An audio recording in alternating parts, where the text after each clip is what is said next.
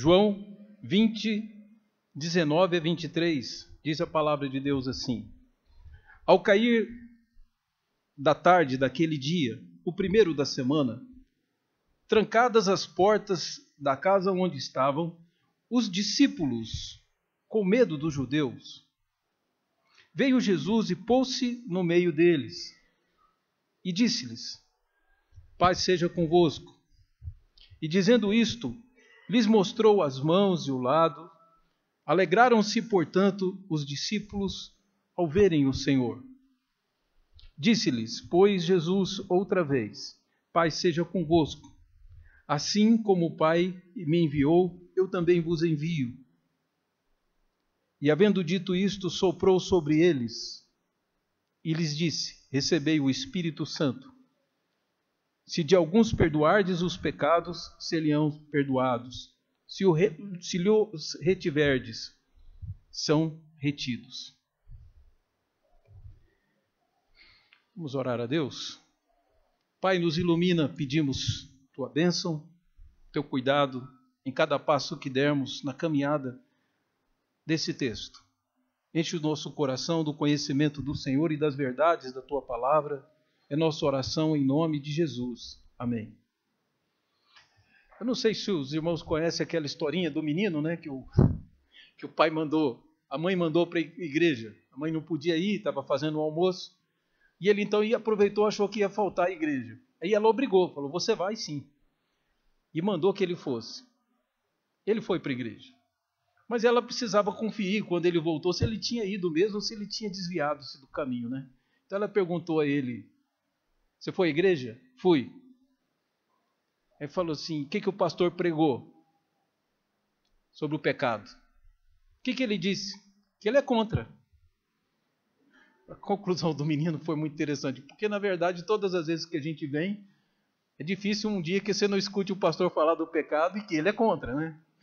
Então, não houve muita novidade. Parece que por isso, como a igreja não se afasta e a gente que acha que comer cordonizes é melhor do que o maná que vem do céu, há muita gente que vai perdendo o sentido e o estímulo de estudar a palavra de Deus. E isso é muito estranho. E pessoas começam a achar que faltar pode ser uma coisa plausível e aceitável diante de Deus, faltar às nossas reuniões. E o que eu vejo que é interessante, queridos, é que no meio dessa... Porque há hoje um recurso muito bom, chamado internet. Então, aqueles que não vêm e que não escutam podem participar pela internet. Algumas igrejas, que eu conheço, algumas já fazem o seu culto ao vivo. Se a pessoa entrar na internet, já assiste ao vivo, simultaneamente. Eu acho esse recurso maravilhoso. Imaginar que alguém que esteja agora, como eu já tive ovelhas morando em Portugal, em outra parte do país, os nossos irmãos lá na Espanha, presbiterianos lá, que nós devemos ter umas 5 igrejas lá, poderem ouvir os sermões que a gente prega por aqui. Já pensaram isso? Isso é muito, muito bom. Mas eu creio que há um equívoco quando a gente pensa que esse tipo de coisa substitui o estarmos juntos, nos reunir. Se você olhar o Salmo 133, ele fala um pouco sobre isso. É um dos assuntos deles. Ele diz que como é bom e agradável que os irmãos vivam unidos. Não virtualmente unidos, mas o povo descia para 3 festas e depois do cativeiro babilônico, eles desciam para 4 festas, nas quais eles celebravam o nome do Senhor e saíam de lugares distantes e viajavam a pé. E muitas vezes sob o perigo de assaltos. E vejam só, esse povo descia da Galileia, vinha gente que vinha do litoral, certamente. Para as festas de Jerusalém, nós temos, por exemplo, na época de Atos dos Apóstolos, a notícia de que vinham pessoas do mundo inteiro. Quando os discípulos se puseram a falar nos idiomas ali narrados pelo poder do Espírito, há a narrativa de 14 nações diferentes ali e distantes. Portanto, era um evento quando havia a festa de Pentecostes ou a festa dos tabernáculos, quais festas que fossem, o povo descia e se reunia. E imagina esse povo se encontrando um ano depois, talvez, cantando músicas, vendo aquela criancinha que cresceu, né? Cresceu tanto em um ano, e eles iam se encontrando como uma grande família e desciam para louvar a Deus em Israel. Mas é uma coisa curiosa no fim do Salmo. No Salmo sempre diz descer. Não sei se os irmãos perceberam que o Salmo 133 diz, é como óleo que desce da cabeça dele, desce para suas golas. É como o orvalho que desce do Hermon. O Hermon, a geleira do Hermon é que forma o Rio Jordão e o Mar da Galileia. Os irmãos terem ideia. Então, é uma descrição até que meio que geográfica do povo que vai descendo para se reunir. O povo que vai saindo dos lugares e vai se juntando. Quando diz ali sobre a gola de Arão, por que ele fala da gola? Porque na gola de Arão havia Urim e Tumim, 12 pedras no peitoral, né, que falava deles. E quando o óleo descia, juntava todos, ficavam unidos debaixo da unção. Então é um salmo muito significativo para nós. Mas o último versículo tem um significado especial, eu creio que para nós do século 21. Diz lá, ali o Senhor concede a sua bênção. Não é isso? Ali, naquele lugar, o Senhor concede a sua bênção. Então é evidente que se nós negligenciarmos as nossas reuniões em torno do Senhor, se nós negligenciarmos o contato físico, visual, o abraço, a conversa dos irmãos, a nossa comunhão, nós estamos matando uma das coisas mais importantes da igreja, que é a convivência. Ninguém discipula, ninguém transforma a vida de alguém sem conviver com ela. Não adianta, nós não estamos ensinando meramente ensinos teóricos. Nós estamos falando sobre nossas vidas. E aqui nós nos juntamos. Há uma coisa parecida que acontece aqui, nessa reunião que os discípulos fizeram. E essa reunião é peculiar porque um dos apóstolos estava ausente. Quero dizer aos irmãos que, apesar de tanto que esse apóstolo é criticado, eu sou um admirador dele. Lá no capítulo 11 de João, ele diz uma coisa tão bonita a respeito de Jesus, que eu passei a ficar fã de Tomé. Vi que Tomé era um homem como eu, sujeito a falhas. Mas eu percebi também que Tomé era um homem que amava Jesus de verdade. No capítulo 11 do Evangelho de João, os discípulos estão temerosos de descerem a Betânia, porque Jesus tinha decidido, e ninguém tirava da cabeça dele, que ele precisava ir lá porque Lázaro precisava de ajuda. Lázaro já tinha morrido, e até Jesus chegar lá, já seriam 4 dias de morto.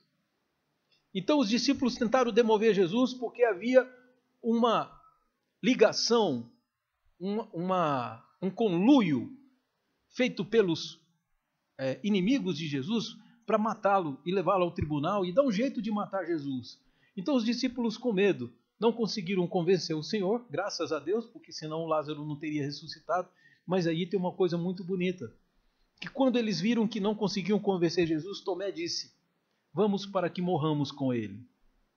Então eu não tenho dúvida que esse homem amava Jesus e era um bom discípulo. Só que ele cometeu uma falha, né? Ele faltou esse culto. Por que é importante a gente estar presente, estar reunidos?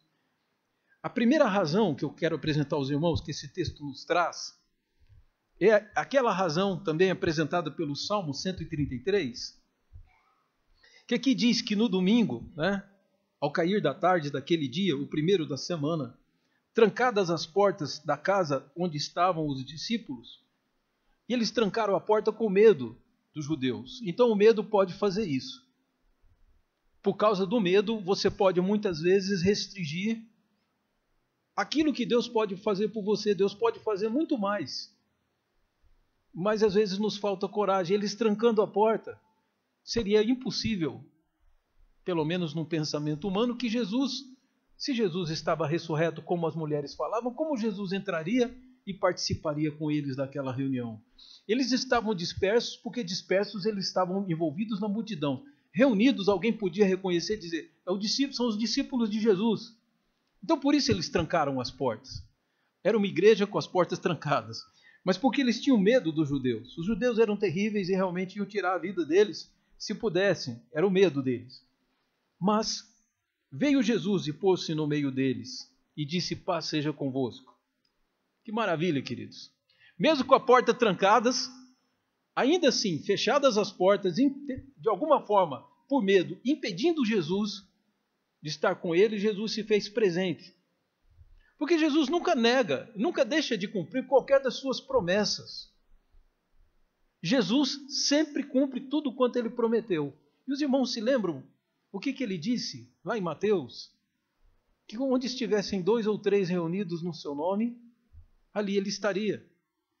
Os discípulos reuniram em nome deles. Por que aqueles homens se reuniram? Com medo dos judeus era melhor ficar dispersos. Mas eles pensaram: o Senhor tem um propósito, nós que aprendemos do Senhor temos que estar unidos, reunidos, orando. Então, quando eles reuniram em nome de Jesus, mesmo com as portas trancadas, mesmo fechadas as portas para Jesus, ele cumpriu o que ele prometeu. Então, a primeira bênção que temos quando nós nos reunimos como igreja é a presença de Jesus. Nós precisamos disso. Jesus nos disse: quando você orar, eu ouvirei. Isso ele disse em outro lugar. Mas um tipo de presença especial dele existe quando a igreja está reunida. Porque ele disse: quando 2 ou 3, 2 ou mais. Basta 2, não precisa 2.000. Não precisa 3.000, 5.000, 9.000. E nós temos essa tolice do século XX de achar, né? Por exemplo, um programa que tem não sei quantos pontos de audiência deve ser um programa bom, porque nenhum programa consegue uma audiência dessa se ele não for bom. Eu discordo, né? Então você está dizendo que Big Brother é um bom programa. Culturalmente você vai ganhar muito assistindo, porque ele tem uma audiência. Então nós caímos nessa bobagem do século XX de achar que Deus vai se alegrar com multidões. Então, se eu for numa igreja de 4.000 pessoas reunidas, haverá mais poder para mim. Se eu for numa igrejinha, numa congregação que 5 pessoas estão reunindo, não vai ter nada para me contribuir. É o pensamento de muita gente. E por isso, tanta gente está sendo enganada. Porque o que eu já vi de pastor falando bobagem para 3.000, 4.000, 5.000 pessoas, antes tivesse ido naquela de 5, que você teria um tratamento pessoal. Um tratamento para você. No meio de 5.000 pessoas, é difícil até que alguém te veja lá no meio. Então, observe que nesse conceito, nós estamos negando o que Jesus disse. O culto merece reverência. O culto ele é especial por causa do número de gente que se reúne ou por causa da presença de Jesus? É Jesus que é especial, queridos. A gente reúne multidões para assistirem jogo. E às vezes dá até pena, né? O sujeito paga caro, vai lá, reúne quantos? 60.000 dentro de um estádio e sai de lá com 0-0, né? Muitas vezes. Observe, queridos, que juntar multidão não é muito difícil. Descubra o que eles querem e você acaba reunindo.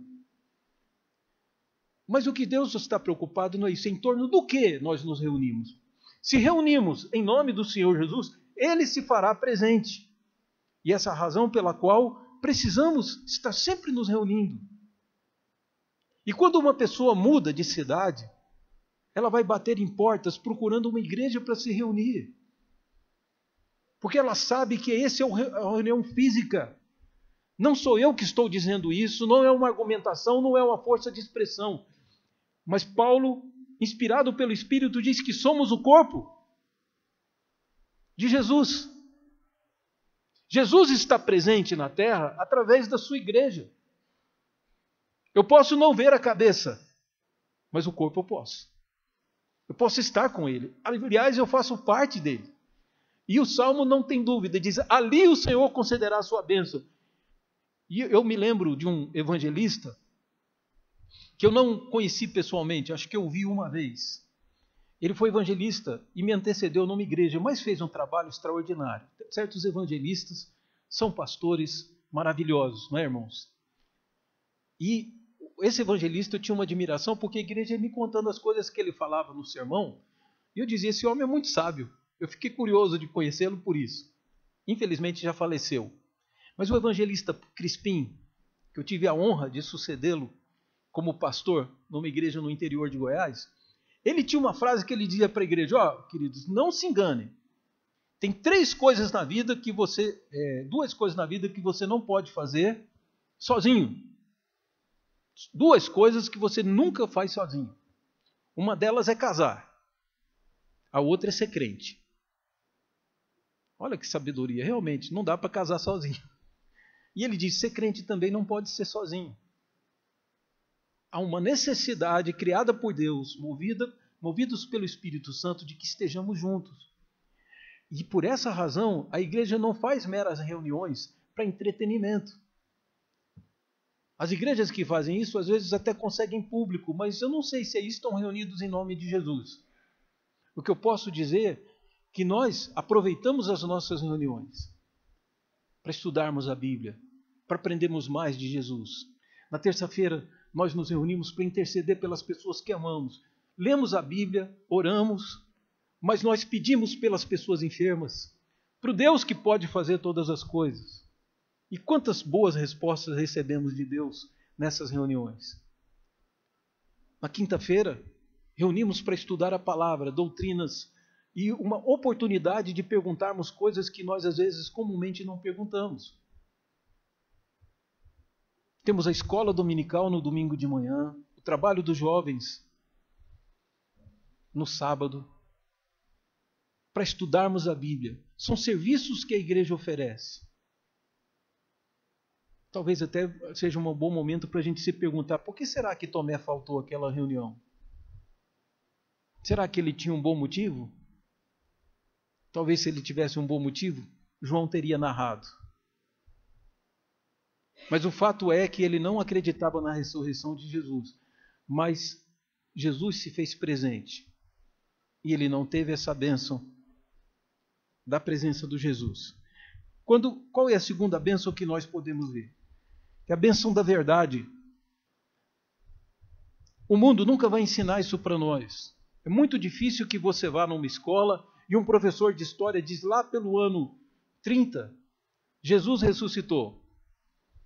É difícil você ouvir isso. Flávio Josefo foi um contemporâneo de Jesus e era um judeu não evangélico, não convertido. Mas há um trecho dos escritos de Flávio Josefo, que é um historiador, que é maravilhoso. O que nós devemos a Flávio Josefo, que nos informa a respeito da história de Israel, é uma coisa extraordinária, uma dívida impagável. Mas Josefo diz lá num certo trecho que esse Jesus foi crucificado, ressuscitou ao terceiro dia e apareceu a muitos e tal. Ele diz alguma coisa sobre isso. O pessoal cético pega isso e diz assim, não, Josefo não está afirmando que Jesus ressuscitou. Isso foi acrescentado, porque quem preservou os escritos de Josefo foi a igreja. Aí a igreja fez um acréscimo. Bom, eu não duvido que Josefo tenha escrito isso. Mas para mim tanto faz, se ele não escreveu, também não altera nada. O fato é que a história tenta negar esse fato. Filmes foram feitos sobre isso. Tem um filme até que eu não me lembro o nome, se não me engano, é O Corpo, me parece. No qual Antônio Bandeiras é um padre. O trabalho dele é ir investigar porque alguém diz que encontrou o túmulo onde Jesus está sepultado. Não vou contar o resto do filme, mas esse homem vai atrás disso. Ele é um padre que vai atrás do fato científico de que Jesus foi sepultado ou Jesus está vivo hoje. O sepulcro dele está vazio. Bom, quem foi à igreja esse dia não teve dúvidas. É o único lugar onde você vai ter pessoas que dizem Jesus ressuscitou. Isso como fato histórico. Os historiadores dificilmente farão isso, a menos que sejam convencidos pelas Escrituras Sagradas. Se convertam ao Senhor. Onde é que os convertidos se reúnem? Então, você não vai achar nenhuma reunião, dificilmente achará uma reunião, que não da igreja, que se reúna em torno de alguém que tenha sido crucificado e ressuscitado. Mas quem foi descobriu a verdade? Uma verdade transformadora do mundo. Porque se Jesus ressuscitou, ele é o grande juiz do último dia e julgará os homens conforme as Escrituras, conforme a Torá. Ele há de julgar as obras dos homens que transgrediram as Escrituras. Então, esse fato é fundamental para a história humana. Revela algo do passado e do futuro que os homens não podiam ignorar. Mas Jesus mostra e prova a sua ressurreição à sua igreja. Foram aos discípulos. O apóstolo Paulo diz que não foram poucos, mas que Jesus chegou de aparecer para mais de 500 irmãos. Que ele apareceu para os discípulos, então apareceu para mais de 500 irmãos, e Paulo escreve isso lá pelo volta do ano 50, e ele diz: alguns dos quais já estão mortos, mas a grande maioria ainda está vivo hoje. Então, haviam testemunhas oculares, mais de 500, viram Jesus ressurreto. Mas esses discípulos viram Jesus ressurreto e Jesus os chamou para fazer uma perícia da ressurreição. Ele falou: Pai, seja convosco. E eles ficaram atônitos, eles não sabiam o que dizer. E Jesus disse: venham cá, toquem na minha mão, no buraco que está na minha mão, toquem aqui no meu lado. E aí os discípulos começaram a se alegrar com tudo isso, de que Jesus estava vivo, que não morreu o mestre que eles amavam, que agora há esperança. Algo de importante vai acontecer na história do mundo. Vai haver uma grande redenção. Esse mundo não está debaixo do controle de Satanás de uma forma plena. Mas a igreja luta contra ele. A igreja sairá pelo mundo para fazer esse trabalho. Então, é uma informação extraordinária. E eles puderam ter uma prova física da ressurreição de Jesus, a ponto de João escrever esse evangelho. Ele escreveu esse evangelho lá por volta do ano 90 e disse a seguinte frase: estas coisas vos escrevi, para que creiais que Jesus é o Senhor, e crendo nele, tenhais vida eterna. Na primeira carta dele, ele diz: aquilo que eu vi com os meus olhos, que eu toquei com a minha mão, aquilo que os meus ouvidos ouviram, foi isso que eu anunciei a vocês. Então, foi tão importante que a igreja estivesse reunida, porque Jesus propôs que eles viessem fazer uma perícia nele, para ver se ele estava ressurreto, e que era ele mesmo e não outro. Então, se a primeira bênção é a presença de Jesus, e só isso já vale a pena a gente ir ao culto, a gente reunir como igreja, como é importante isso. Sabemos desse fato da ressurreição de uma forma viva. A igreja só existe porque Cristo ressuscitou, meu querido. A permanência da igreja, a indestrutibilidade da igreja, são fatores que nos apontam que tudo que Jesus disse sobre si era verdade, que ele é realmente o Messias. E ele disse: eu vou edificar a minha igreja. Ele ia edificar, e ele disse: as portas do inferno não prevalecerão contra ela. Muitos fizeram profecias sobre Jesus. Eu já falei aos irmãos de Stalin, que havia dito que no século XXI não haveria mais igreja cristã, pela evolução e pela consciência do mundo. E até Freud, quando escreve sobre o cristianismo, sabe como é que é o título do livro? O futuro de uma ilusão. Esse é o título do livro, O Futuro de uma Ilusão. Enquanto muitas coisas que ele levantou estão hoje ultrapassadas, a igreja mostrou que é muito mais do que uma ilusão. Ela ainda está viva e completamente pronta para a sua missão. Aliás, a missão é a terceira bênção que está aqui. Verso 21 nos diz: disse-lhes, pois, Jesus outra vez: Pai seja convosco. A primeira vez eles não ouviram, eles ficaram atônitos. Agora ele disse: Pai seja convosco. Assim como o Pai me enviou, eu também vos envio. E em seguida Jesus sopra e recebam o Espírito Santo e sopra sobre eles. Então, queridos, é uma coisa extraordinária. Sabemos uma boa razão para a igreja se reunir é porque sem ela nós ficamos sem condição de cumprir a nossa missão. As pessoas percebem, quando se convertem, que elas têm uma missão pessoal, mas elas não terão força para fazê-las. Elas não terão força contra o pecado, elas não terão força contra a oposição do inimigo. É muito forte. A sociedade está dominada e controlada por outra mentalidade, e tentam nos convencer da sua própria cosmovisão, da sua visão de mundo e da história. Como é que um homem pode resistir a isso? Eu vou dizer a você, orando, lendo a palavra e sendo frequente à sua igreja. Ele precisa da igreja. Nunca me esqueço de um rapaz da presbiteriana conservadora, que ficou amigo meu por algum tempo, depois eu não o vi mais.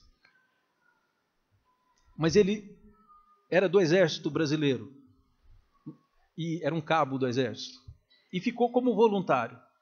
Mas ele me conta que quando ele foi servir o exército, ele era um crente, como ele mesmo chamava, era só mais ou menos, né? De meia tigela, como uma expressão antiga fala. Ele falou, quando ele chegou no quartel e ele viu aquele ambiente e os soldados todos lá, ele falou assim, essa turma vai me engolir. Já tinha soldado que fumava maconha, tinha soldado que saía para beber e outras coisas mais, e prostituição e tanta coisa. Quando ele percebeu o ambiente que ele ia enfrentar, ele disse para mim, foi daí que eu mudei a minha vida. O que eu fiz foi, comecei a evangelizar todo mundo. Falei assim, eu nunca fui tão humilhado na minha vida. A palavra mais bonitinha que eles falavam para mim é, o pastorzinho chegou. As outras ele não ia nem contar. Mas ele diz, o que eles zombavam de mim, acabavam comigo, mas eu disse, se eu não mostrar minha identidade como crente, se eu não mostrar que eu pertenço a uma igreja, eles vão me vencer. Então o que ele fez? Ele começou a evangelizar todo mundo, levar folheto e falar de Jesus, e começou a gostar da coisa. E ali ele foi vacinado. Ele disse para mim que os primeiros meses foram os mais terríveis. Depois eles cansaram de curtir com a cara do pastorzinho, do fanático, etc. E respeitavam e admiravam ele. Algumas vezes ele chegava a perceber que muitos queriam ser como ele era. Então nós temos uma missão muito difícil, queridos. Somos enviados como cordeiros por meio de lobos. Você já imaginou o que é isso? Um cordeiro enviado por meio de lobos. O que pode acontecer? Você sabe. São palavras de Jesus. Eis que vos envio como cordeiro por meio do lobo. Só que ele nos proveu de meios pelos quais nós podemos vencer o mundo. No mundo tereis aflições ou tribulações, mas tende bom ânimo, eu venci o mundo.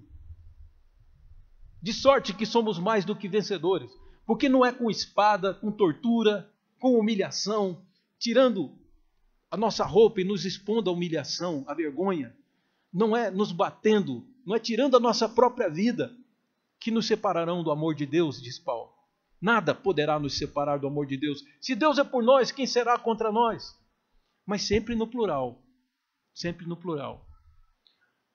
Os discípulos pediram para Jesus ensinar a orar, não foi? Já percebeu a oração? Ele diz, venha a quem o vosso reino? A nós. O pronome eu não aparece. Da ideia de que nós realmente somos um corpo só. Somos um em Cristo. Então veja só, venha a nós o teu reino, seja feita a tua vontade, assim na terra como no céu. O que mais? O pão nosso. Não é o meu pão. É o pão nosso de cada dia nos dá hoje. E perdoa as nossas dívidas. Singular é só para Deus, que teu é o reino, o poder e a glória. O resto tudo é nós. Somos o povo de Deus. E o inimigo quer que você pense que é suficiente você ser crente pessoalmente, individualmente. E o Espírito Santo diz para você, eu quero você no corpo, no rebanho. É interessante notar isso. O Espírito Santo é soprado sobre eles, não sobre Tomé. Porque Tomé faltou ao culto. Tomé não compareceu e não recebeu a bênção. Enquanto todos eles agora eram crentes, absolutamente convictos de que Jesus estava vivo, Tomé ainda sofria, porque não cria ainda. Achava que a história da humanidade estava perdida.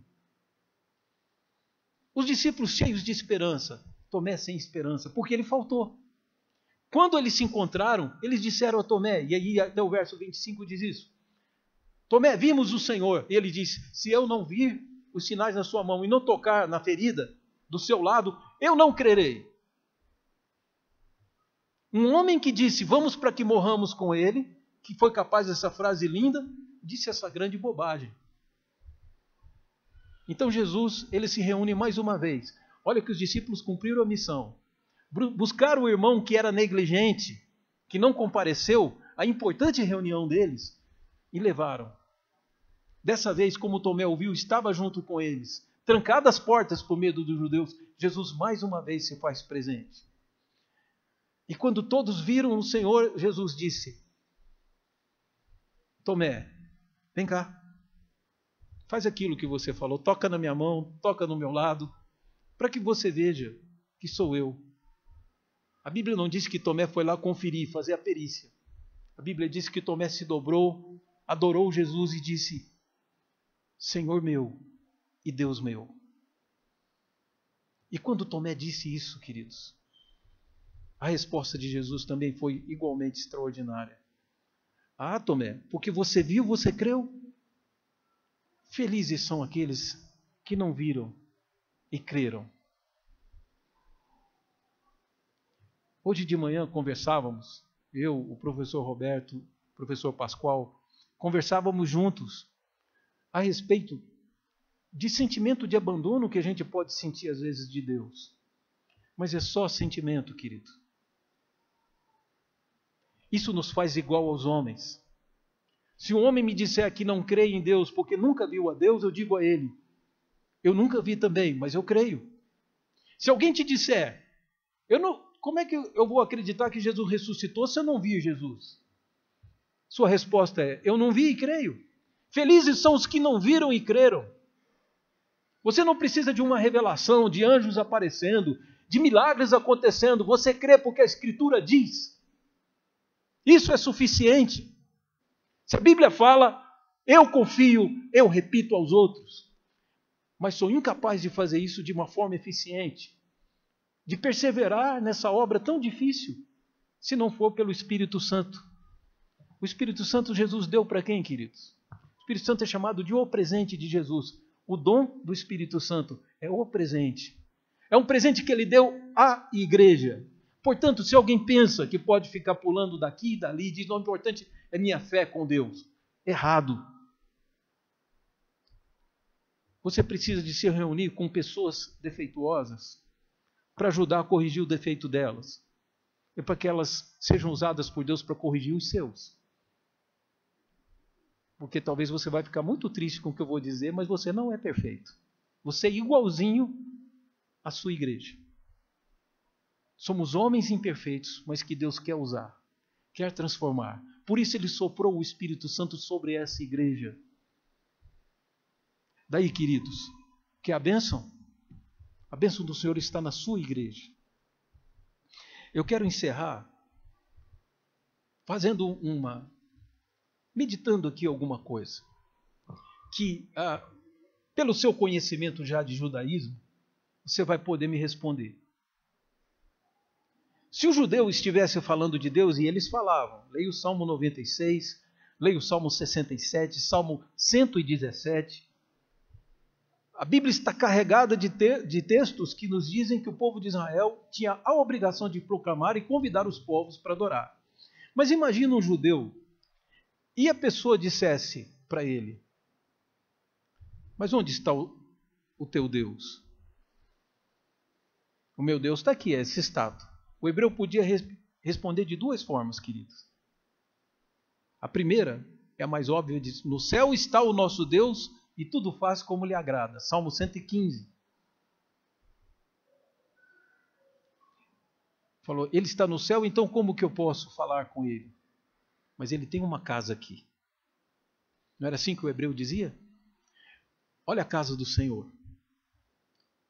Antes do tabernáculo e depois era o templo feito por Salomão. Na época de Jesus, o templo que estava em andamento ainda, que terminou lá pelo ano 64, 6 anos antes de ser destruído. o templo de Herodes, que era maior, inclusive, que o templo de Salomão. Mas o hebreu nunca teve dúvidas. Aqui é a casa de Deus. Deus habita nesse monte, no Monte Sião. Aqui se reúnem as pessoas. Queridos, o templo nada mais era do que uma figura de Jesus e uma figura da sua igreja, espalhada pelo mundo hoje. Você pode dizer, e eu posso dizer como hebreu, no céu está o nosso Deus e tudo faz como lhe agrada. Mas eu não posso ir para o céu agora. Como é que eu falo com Deus? Então venha à igreja. Venha à casa do Senhor. Ali o Senhor concede a sua bênção. Que presente maravilhoso que Deus nos deu. Uma igreja. E mais do que isso, de sermos essa igreja. Ela não só é sua casa, como é você também. Você faz parte dela. Né? E é por isso, queridos, que diante de todos esses fatos, vamos agradecer a Deus e usufruir. Ao contrário de pegar esse tesouro e enterrá-lo, vamos multiplicar, fazer com que ele cresça, que ele se desenvolva.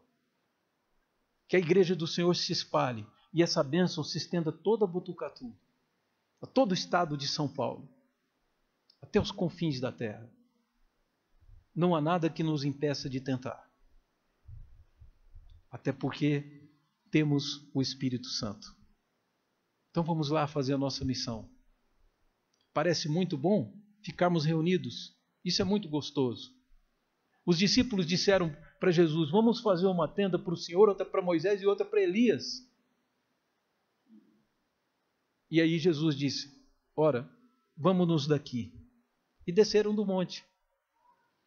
Porque enquanto lá no céu estava maravilhoso, aquela reunião maravilhosa, embaixo tinha gente se perdendo.